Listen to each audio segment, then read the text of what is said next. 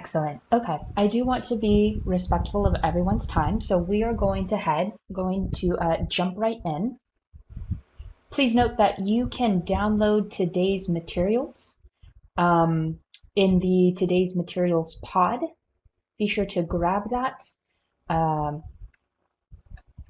if you don't get to it, that's okay too. We can always get that sent out to you. Let's go ahead and get started. So hello and thank you for joining us at the 2021 Texas Balance of State Data Security Training. In today's webinar, we will also be covering the upcoming 2022 data standards, which will go into effect on October 1st, 2021. All HMIS users are required to complete this training annually to maintain their HMIS license. Texas Homeless Network takes this training very seriously, and we want our staff members, as well as all Balance of State ClientTrack users, to understand their responsibilities. This training is based on privacy and security standards set forth by the Department of Housing and Urban Development, which I'll be referring to as HUD from here on out.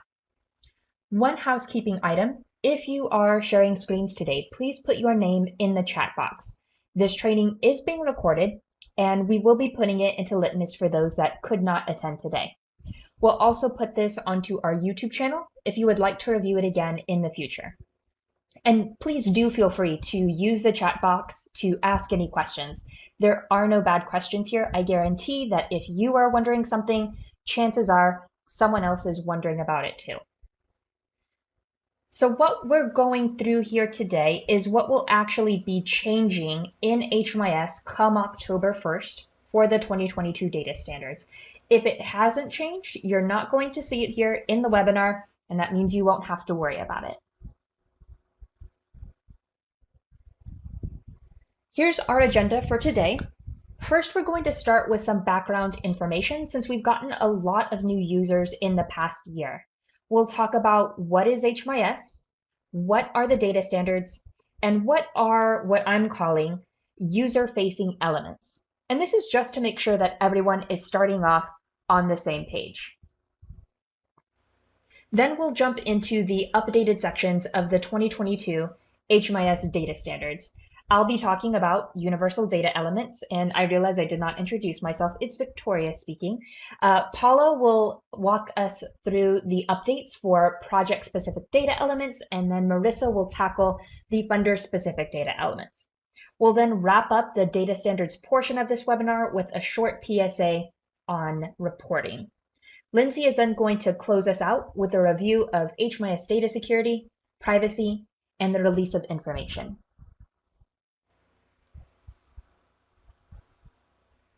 What is a homeless management information system?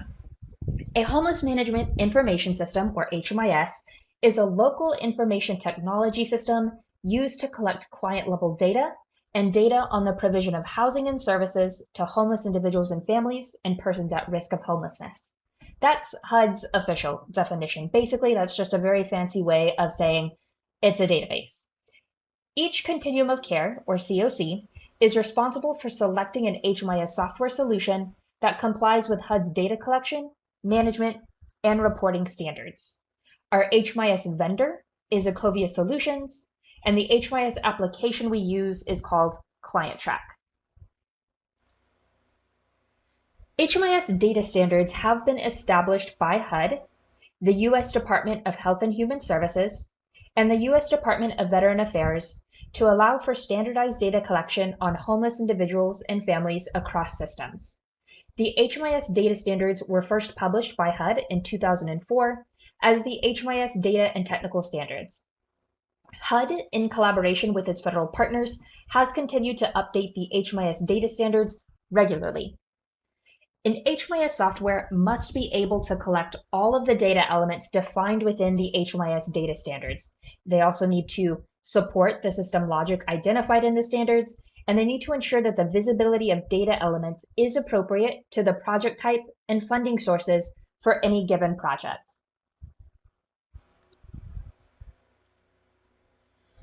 So there are a number of additional documents that go hand in hand with the HMIS data standards. The HMIS Data Manual supports data collection and reporting efforts of HMIS lead agencies, COCs, HMIS system administrators, and HMIS users to help them understand the data elements that are required in an HMIS to meet participation and reporting requirements established by HUD and the federal partners. The HMIS Data Dictionary is designed for HMIS vendors and HMIS lead agency system admins to identify the data elements required in an HMIS and understand the function and specific use of each element by the appropriate federal partner.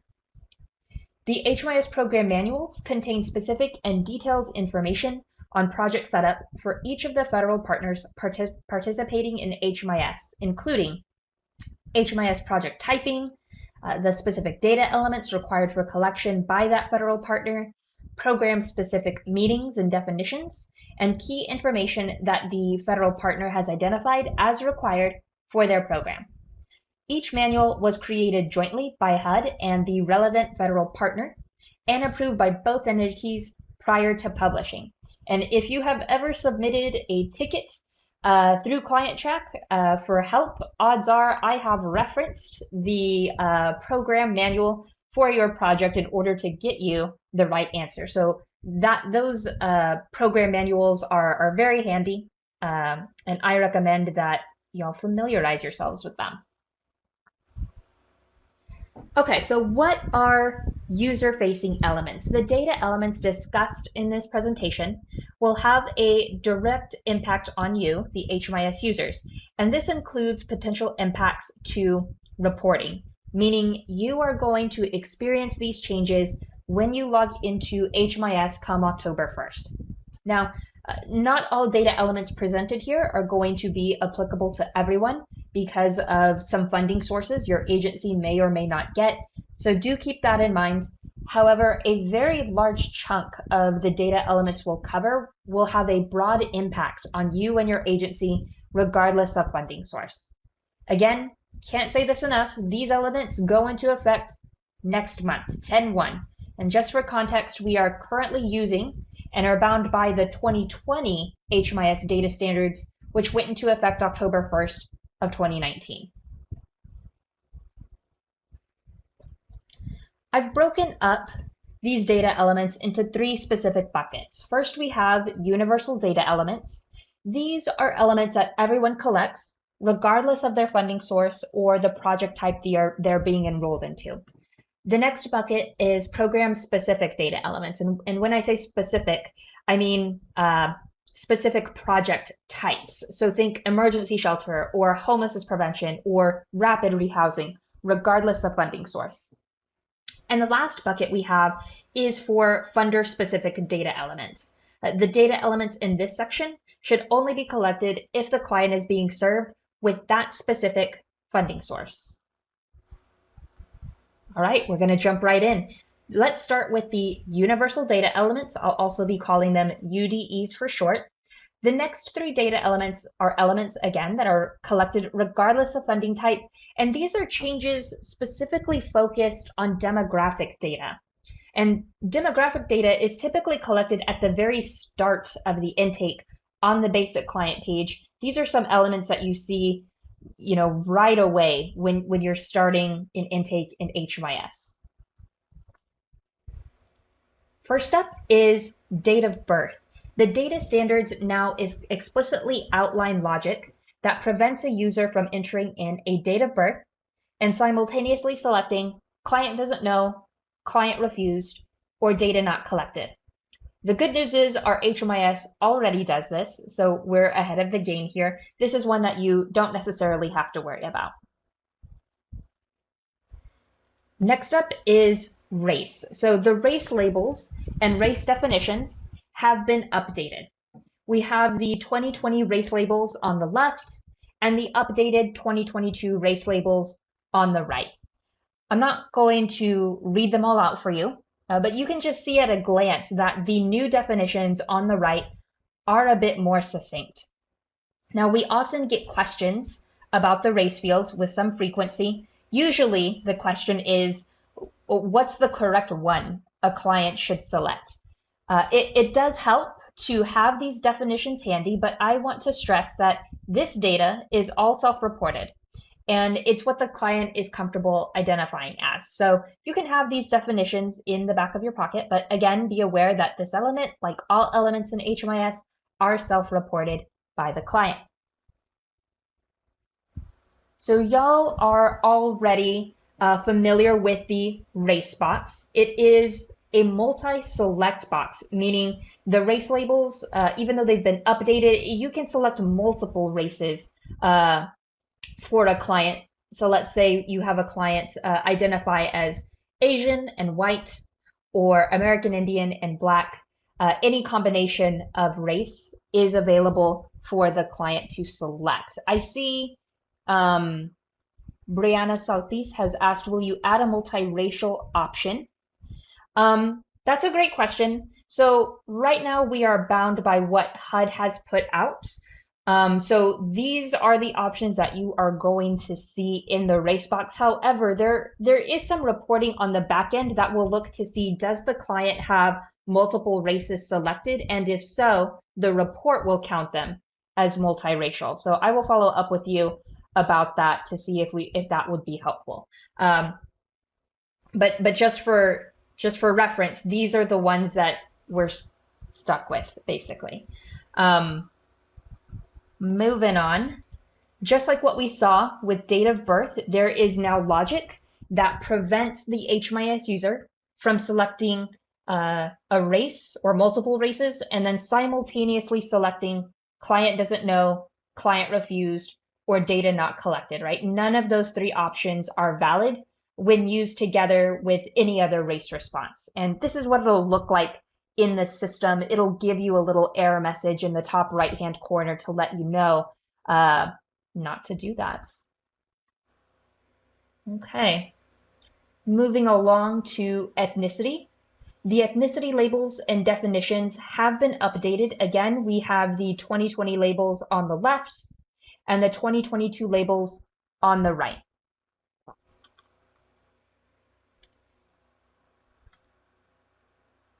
Just for clarification, the AOX in the new definition stands for Latino, Latina, and Latinx. And unlike the race field, this is just a basic drop-down menu for you to select just one option here.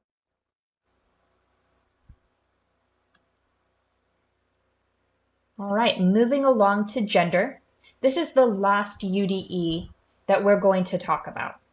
There are now updated labels that you can see in the bottom 2022 gender labels box. And now clients can select more than one gender option. This is what the new data field is going to look like. Similar to what you're going to see when you enter race, gender is now a standard multi-select box with some updated labels that you can see there. Now, this is probably one of the most significant changes that you're going to see in the system. And to help with this significant change, HUD has provided guidance on how to ask clients this question. First and foremost, record the self-reported gender of each client served. Gender identity is a person's internal perception of themselves, and that may not necessarily match the sex they were assigned at birth. So this question in HMIS, data element 3.06, is asking about gender identity and not sex assigned at birth.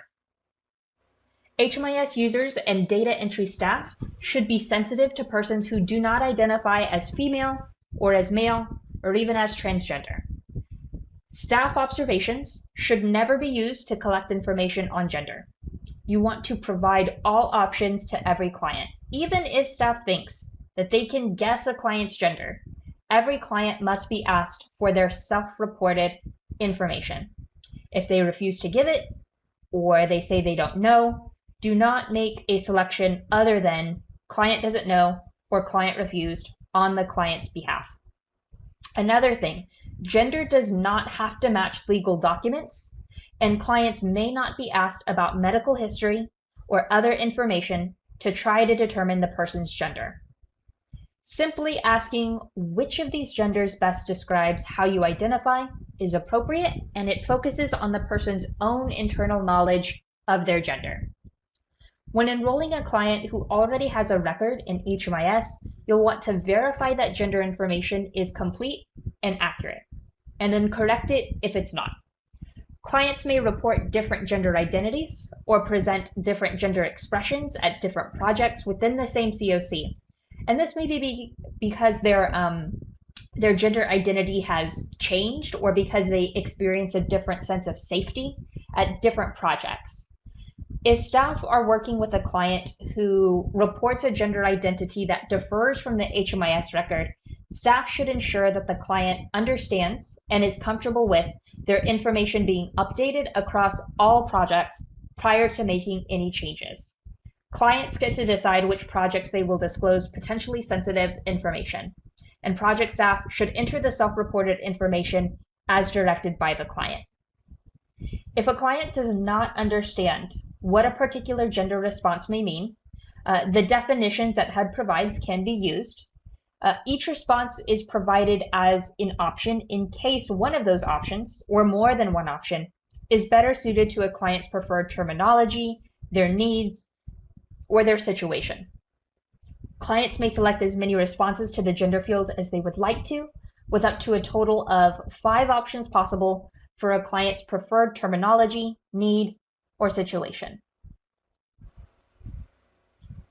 Let's walk through some specific examples regarding the questioning and transgender option fields specifically. First, a response of client doesn't know should not be used interchangeably with the response option questioning. Questioning is about exploring one's gender identity.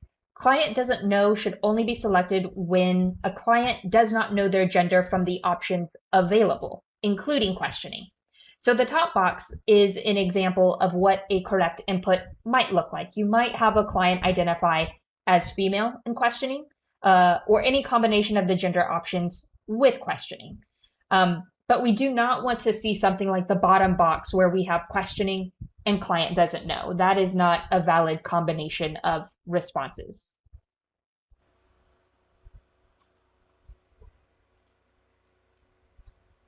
All right, the next example is about the transgender option. So the availability of multiple gender options is not intended to indicate that transgender individuals are expected to disclose their status.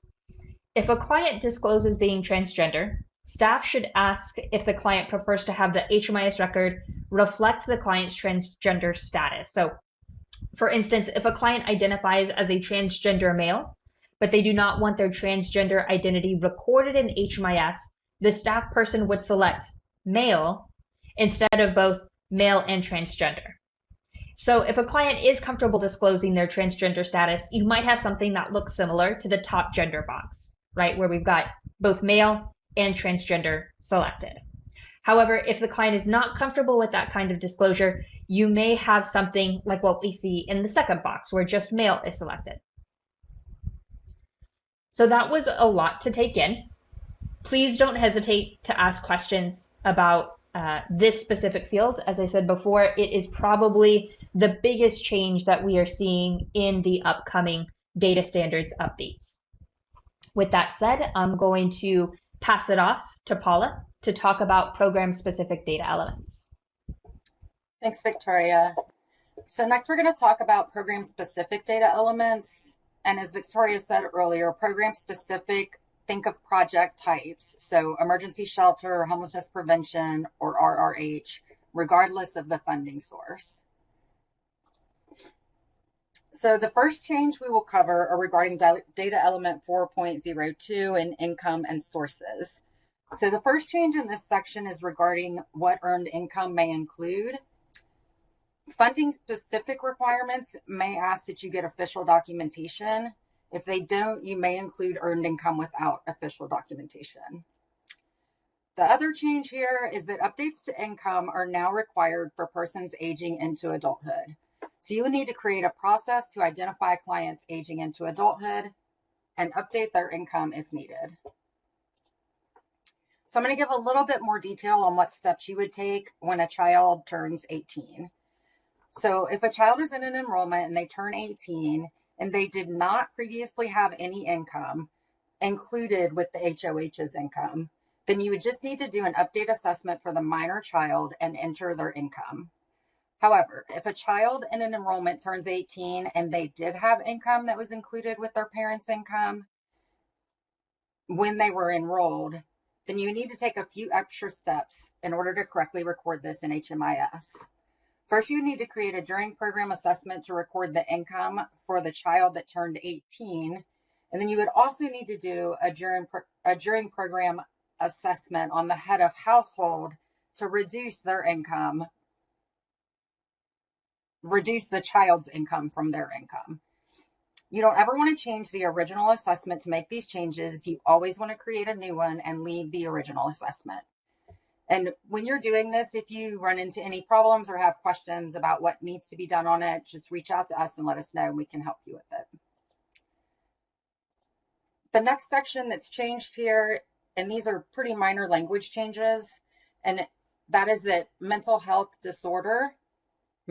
problem has been changed to mental health disorder, and substance use problem has been changed to substance use disorder.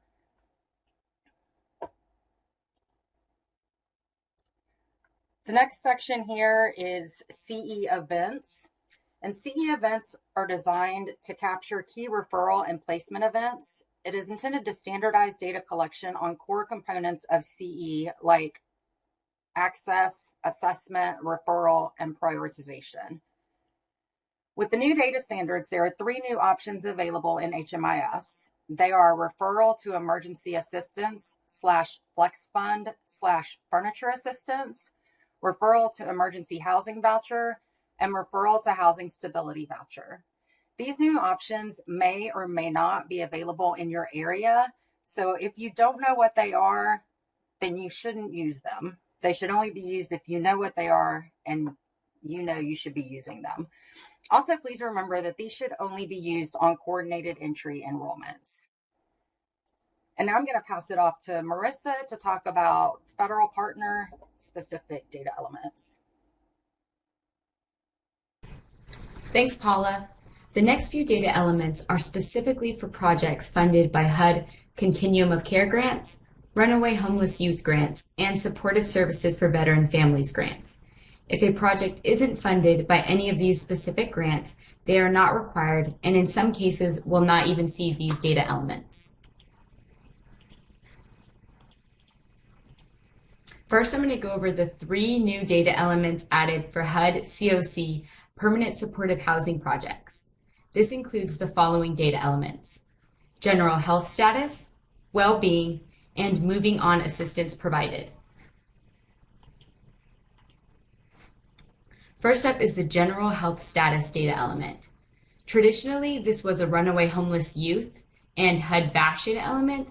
However, now it also applies to HUD COC PSH projects. Users are now going to see this data element directly in the workflow when they are doing intakes for their clients.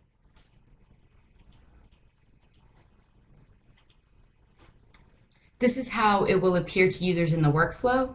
On the form titled Health Assessment, it will be a simple drop-down selection with the options listed on the previous slide. This data will be collected for all adults in the household. Next is the well-being data elements. This data will be collected for head of households only at project start, annual assessment, and project exit. As you can tell, these questions are very different than what we've been asking people to collect up until this point. These questions are more qualitative than quantitative, so it is interesting to see what HUD will do with this new data. Responses for questions 1 through 3 are strongly disagree, somewhat disagree, neither agree nor disagree, somewhat agree, and strongly agree. Responses for questions 4 are not at all, once a month, several times a month, several times a week, at least every day. This is what the assessment is going to look like in the workflow. The form will be titled HMIS Wellbeing Assessment, and you've got all your questions on one page, and then the radio buttons to select the client's responses. Next is the moving on assistance provided data element. This data will be collected for the head of household only at the occurrence point. This is used to determine which type of assistance is given to clients to move out of their PSH program. These are services that the HMIS user / case manager would be entering on their end. Next, I'm going to go over the new data elements added for RHY projects, which is pregnancy status. HUD has removed limitation on collecting this data element solely on female participants to reflect that more than just people who identify as female can be pregnant.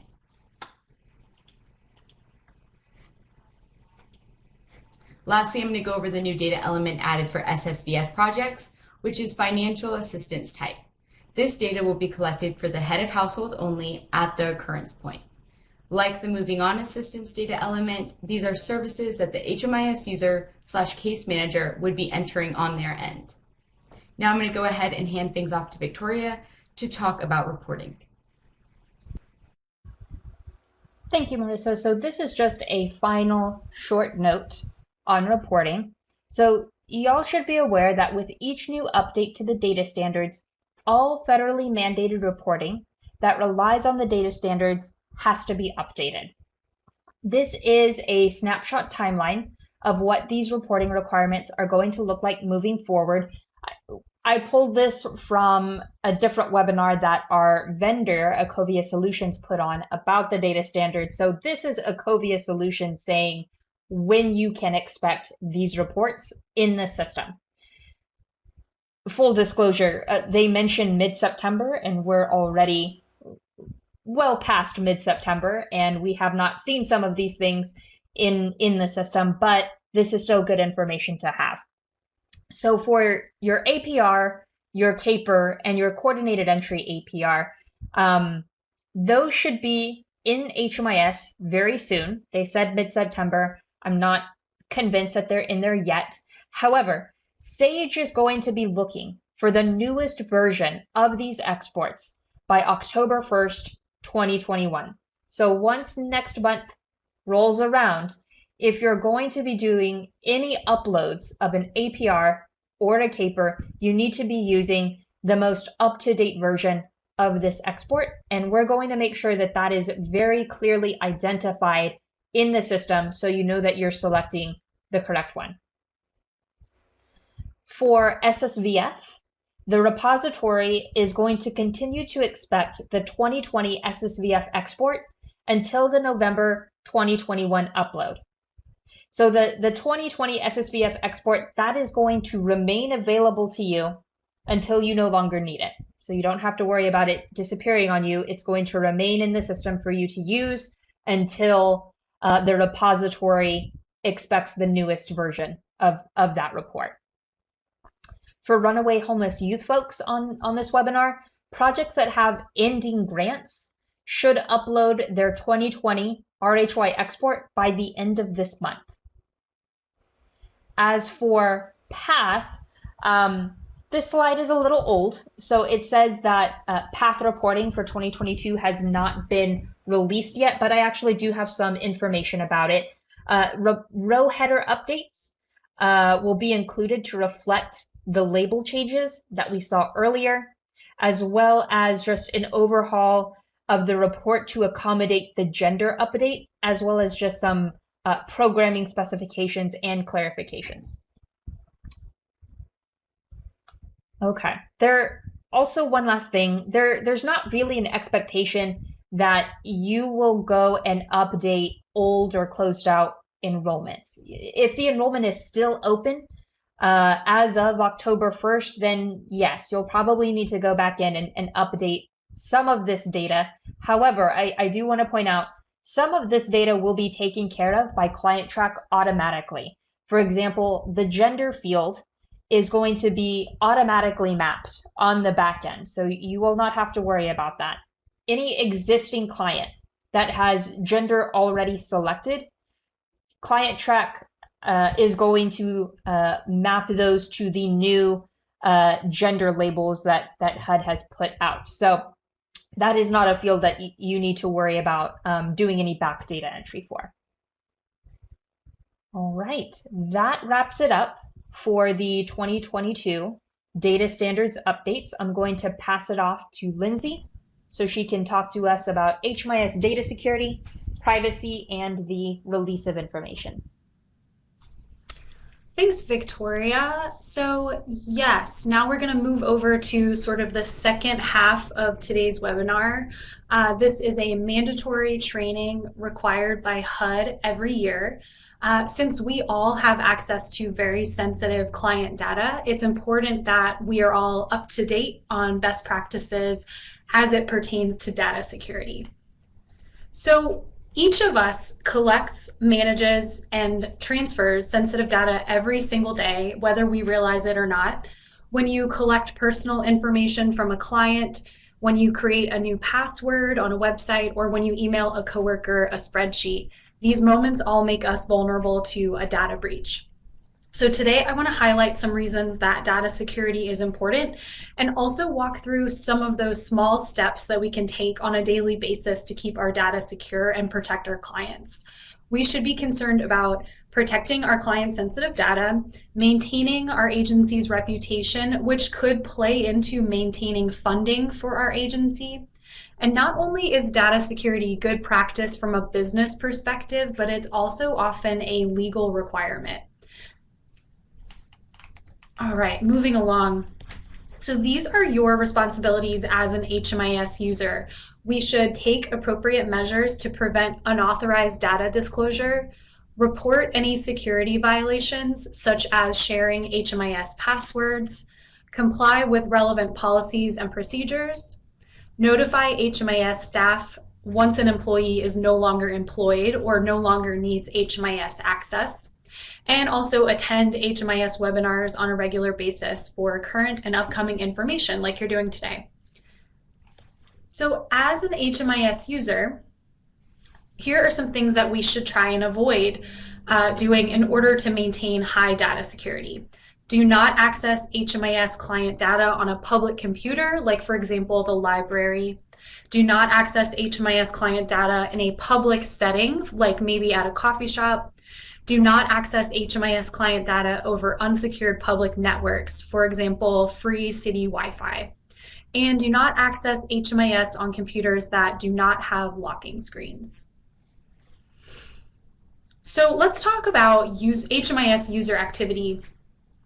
The user agreement is the agreement that every one of you signed before you received your HMIS login information, and listed in that document is our policy regarding login requirements. Users not participating in HMIS for more than 45 days will be locked out due to inactivity. And those inactive accounts will be automatically deactivated by the system to help prevent unauthorized access. And we find this deactivation policy is important for a number of reasons, including the fact that any active account can be an exploit. We believe that limiting the number of active accounts helps mitigate the risk of a data breach. And also billing. By deactivating those unused accounts, we're attempting to save your agencies from having to pay for those licenses that aren't really being utilized. So you could be replacing those unused licenses instead of paying for new ones.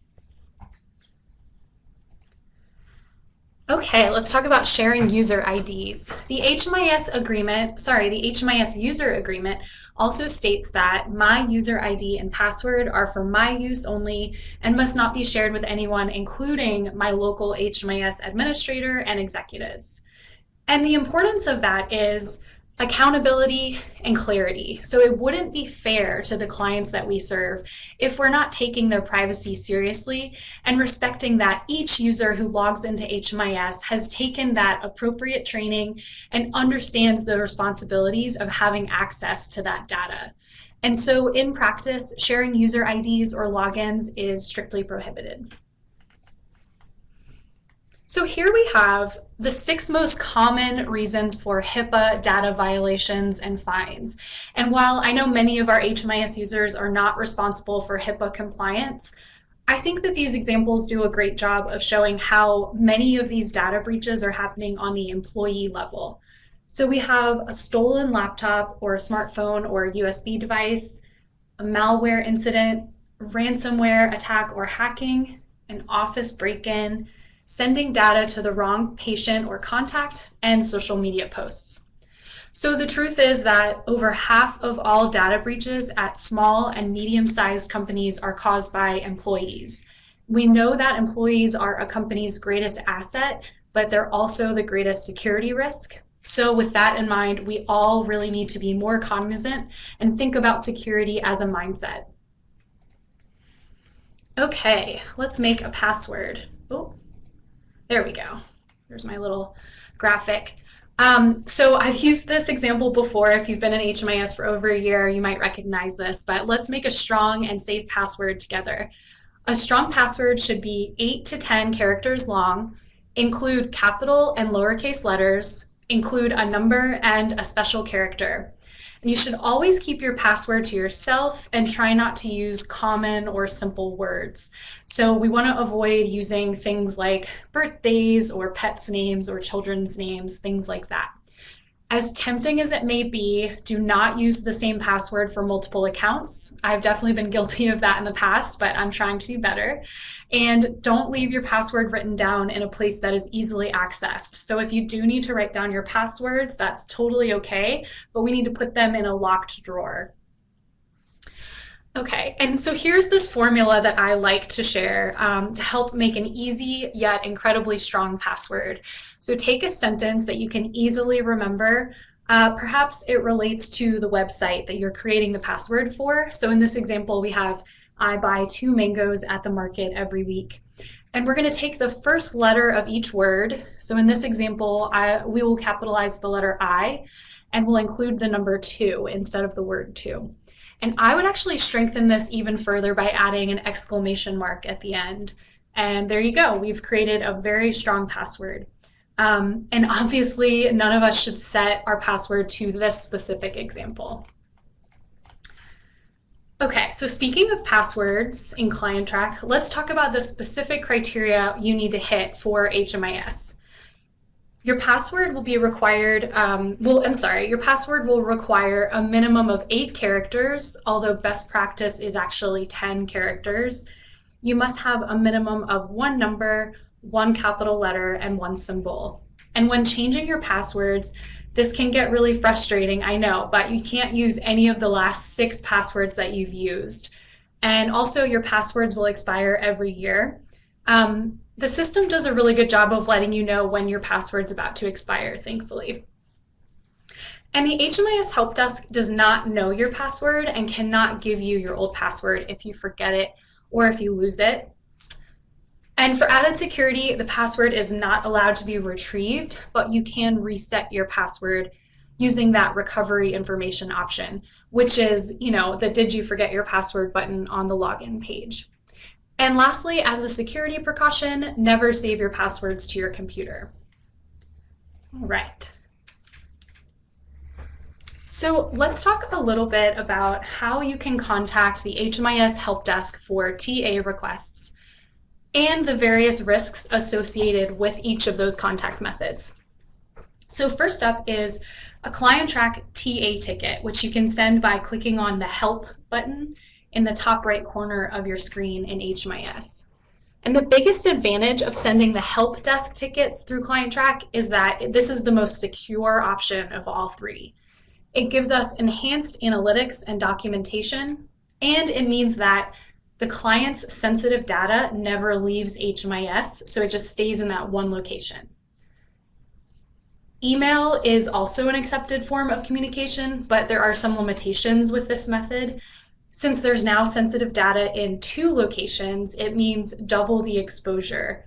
And email is not as secured or managed as an HMIS ticket, so because of this, you should never relay client names, social security numbers, or dates of birth via email, whereas you are welcome to send us that type of information in a ticket. However, in emails, you're more than welcome to send us that client ID number. We should also not be sending screenshots of HMIS through email.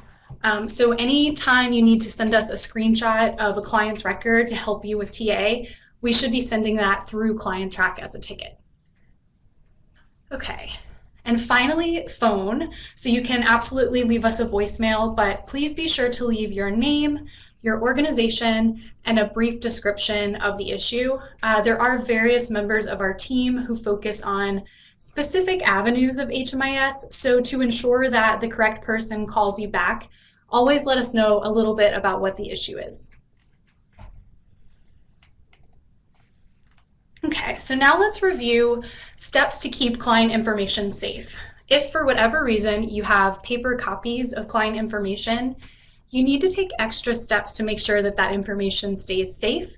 So we don't want to leave sensitive information lying around, including on printers, fax machines, or copiers. We want to secure any paper or other types of hard copy containing PPI, or protected personal information, that is related to HMIS.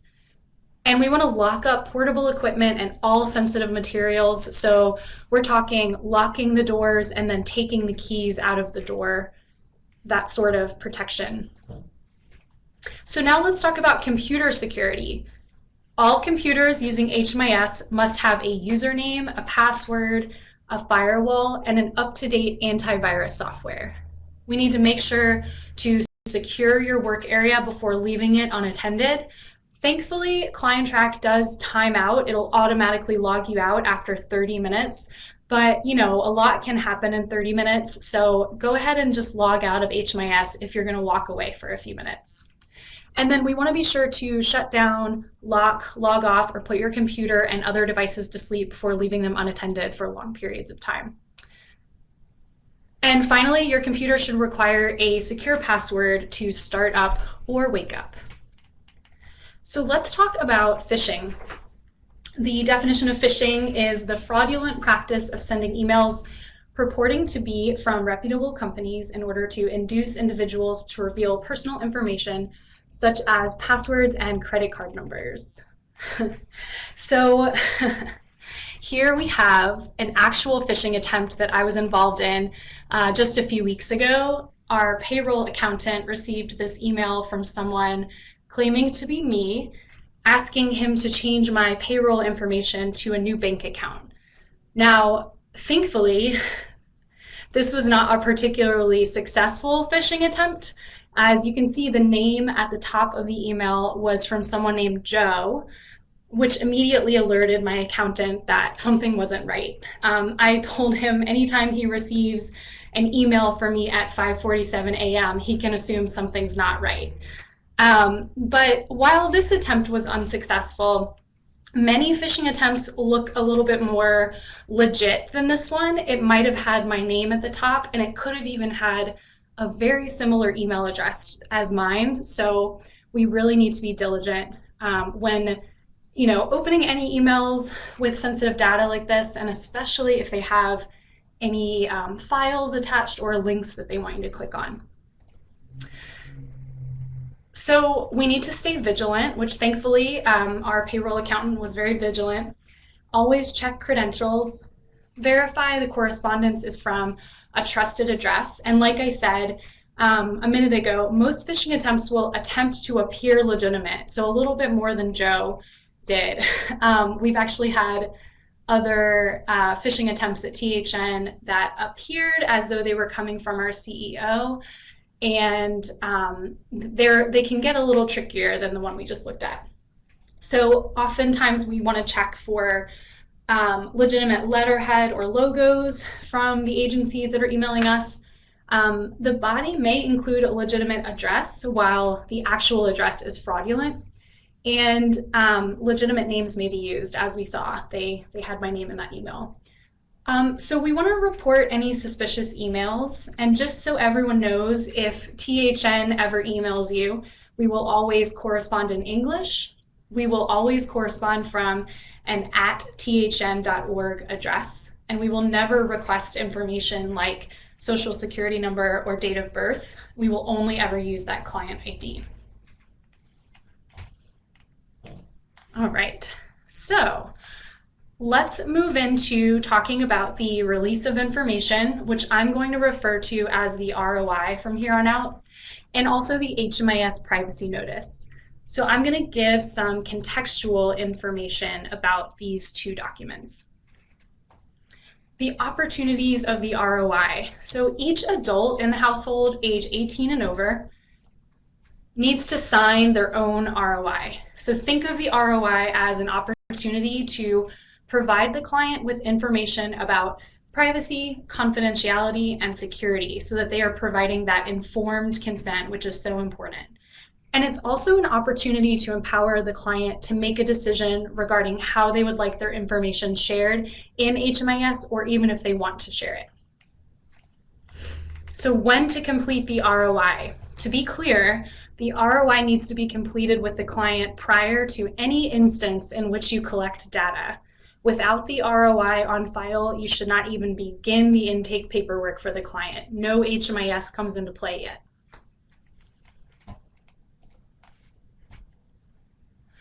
So let's talk about ROI consent. There are two ways that we can collect consent from our clients for the ROI.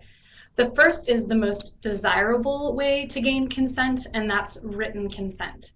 If the client is able to, have them physically sign a paper copy of the ROI for your files after reviewing all of the information with them. So if you're not able to get written consent from your client, meaning they're not able to physically present at your office or agency to physically sign the ROI, you can have this conversation over the phone or verbally with your client. As I said, this is not as desirable as getting that written consent, but with COVID and other situations, there's going to be times in which written consent is just not possible, and that's okay.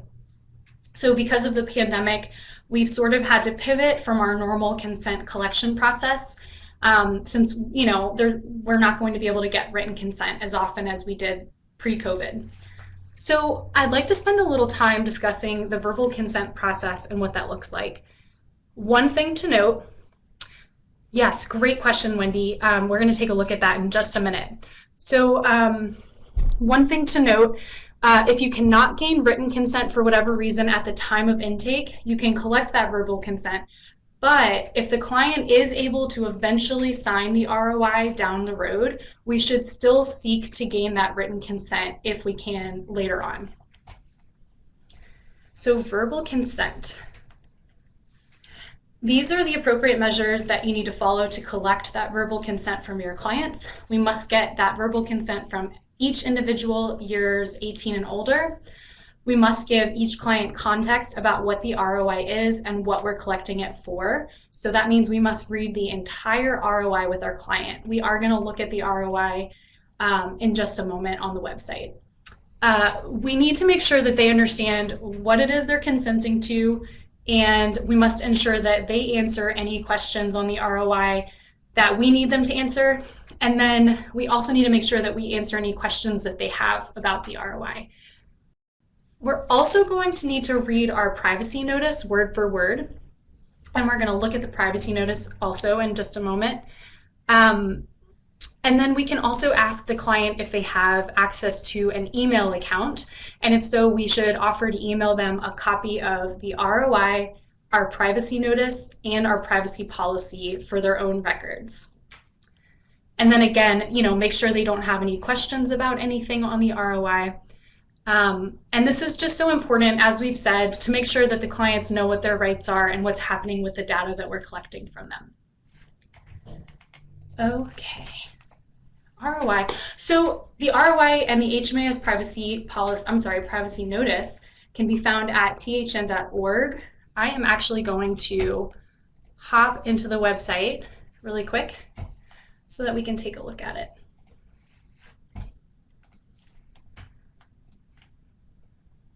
Let's see here. Okay, so y'all should be able to see THN right now, thn.org, excuse me. So once you get to our landing page, we're going to click on Texas Balance of State Continuum of Care and scroll down to HMIS, or Homeless Management Information System. And then we are going to click on HMIS Start Kit. Okay, so there's a lot of links here, but the two that I really want to focus on are first the English and Spanish version of the ROI. So we'll go ahead and open that up. So as I've said, we need to read this entire ROI with all of our clients, make sure that they understand their rights and why this information will be shared and how it will be shared. Answer any questions they have. And then on page 2, we have a box for them to give written consent.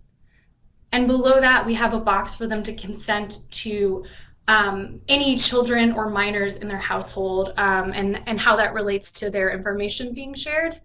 And then on this third page, we have this box for verbal consent.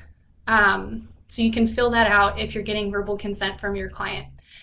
Like I said, if down the road you are able to get that written consent, we should always attempt to come back and fill in this second page if we're able to. If we're not, that's okay.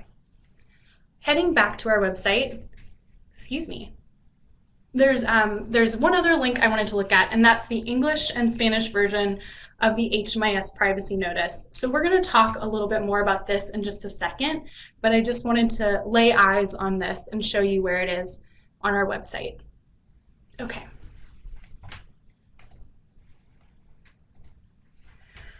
If everything works out, we can hop right back where we were. Awesome. Okay. So let's move along. Collection limitations. So with collecting data, there are some collection limitations that need to be adhered to. So organizations shouldn't collect and use information just because. We need to collect data that makes sense for the program that we're running and in accordance with the requirements from our funding sources. So in other words, for example, we wouldn't want to collect shoe size unless we are providing shoes to our clients as a part of our program and we need that information to order more shoes. So organizations should also make sure to use lawful and fair means to collect data. So we should make sure that the client has some knowledge that you're collecting it and indicating who or where that data is coming from if it is not from the client directly. For HMIS purposes, all programs must post a sign at the intake desk or area that explains in general terms the reasons you're collecting information from the client, and agencies must have privacy policies in place. So this document I'm talking about is that privacy notice that we just looked at on the website. It can also be called a consumer notice. Purpose and use limitations stems back to collection limitations. So this is about having a privacy policy that describes clearly for the client how their data is going to be used and who will have access to it. So this is not about restricting use or access, it's just about being transparent. And these are the things your organization has to do in order to maintain that transparency. So consumer or privacy notices must specify why you are collecting the data and describe how you are going to use it. So a program may only use or disclose personal client information if it's allowed by the HMIS standards, and as long as it's described in the agency's or the HMIS privacy notice. The notice, because it describes why and how the client's information can be used, may infer consent for those uses, eliminating the need for that written consent to put client data into HMIS. However, if your organization intends to use the data for purposes not stated in the notice, then you do need either written consent from the client or that verbal consent, or proof that its use is a legal requirement. So in other words, with a proper privacy notice in place, your agency does not need written or verbal consent to collect HMIS data. You do, however, need that written or verbal consent in order to share that information in HMIS. Any questions about that? I know that was a lot.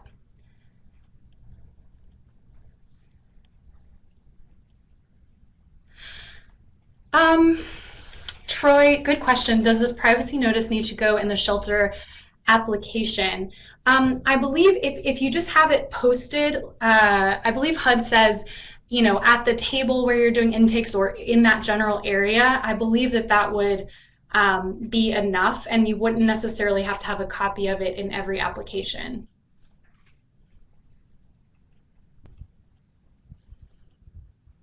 That's correct. Awesome. Thanks, Victoria. Okay. No other questions about that? Okay. So just to reiterate, if you have that privacy notice posted, you do not need written or verbal consent to collect the client's information. We would, at that point, just need to, you know, restrict to organization, restrict that client's data, restrict to organization. But if you do gain that written or verbal consent from the client, then now their information can be shared globally. Okay, moving along, let's talk about ethics. So what is ethical versus not ethical, or unethical, excuse me, unethical uses of HMIS data? An ethical use of client data looks like using that data to match the client with relevant services, referring the client to an organization within the homelessness response system, or just checking in on the client. What are some examples of unethical uses of data? Denying services because of race, ethnicity, gender, or gender identity, providing data to third parties, or using data from the client record to harass a client, and entering client's information into HMIS using another person's HMIS login credentials. And remember, client data should be used to inform decisions, not to deny services. So as you'll see at the bottom of this slide, you can report unethical behavior by emailing us at hmis@thn.org. However, we are also currently sort of asking people to give their thoughts and opinions on how to best submit unethical behavior anonymously. We sent out an email to all HMIS users earlier this week on the 21st, a couple of days ago, titled HMIS Policies and Procedures Public Comment Period. And this email has information on how you can leave public comments on policies like this one.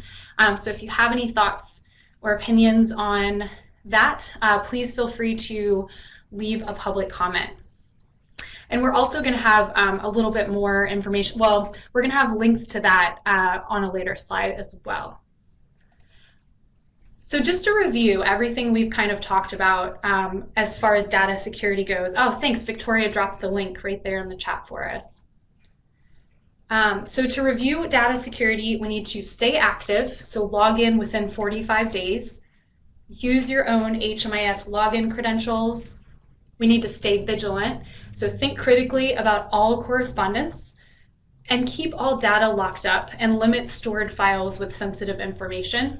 And we need to stay supported and submit those TA tickets. And I believe that is it. Does anyone have any questions about anything we've discussed today as far as data security, ROI, or the 2022 data standards goes?